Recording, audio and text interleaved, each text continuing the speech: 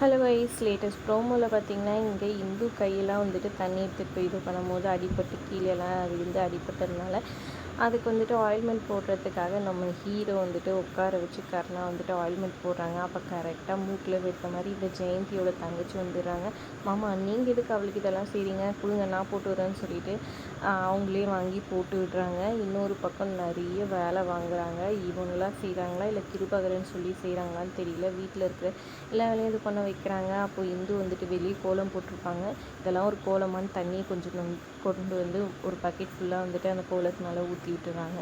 அதுக்கப்புறம் வீட்டத்தோட இப்படி பண்ண அப்படி பண்ணுன்னு சொல்லிட்டு வேணும்னே வந்துட்டு இந்துவை வேலைக்காரி மாதிரி வேலை வாங்கிட்டு இருக்கிறாங்க ஜெயந்தியோட தங்கச்சி.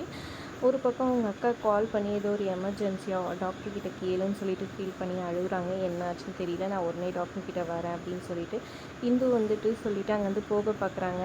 எங்கேயும் போகக்கூடாதீங்களா, வேலை செய்யணும்னு சொல்கிறாங்க. எங்கள் அக்காவுக்கு ஒரு எமர்ஜென்சின்னு சொல்கிறேன்ல, விட்டு என்ன அப்படின்னு சொல்லிட்டு அவங்கள தள்ளி விட்டுட்டு அங்கேருந்து இந்து கிளம்பி போகிறாங்க. இப்படி இந்து போனதுனால இதுக்கு ஒரு பனிஷ்மெண்ட்டாக கிருபாகரன் எதையாச்சும் கிறுக்குத்தனம் பண்ண போகிறாரு. இந்த பொண்ணும் வந்துட்டு கிருபாகரனுக்கு சலைச்சது இல்லாமல் தான் வந்துட்டு ஜெயந்தியோட தங்கச்சியும் பண்ணிகிட்ருக்கா.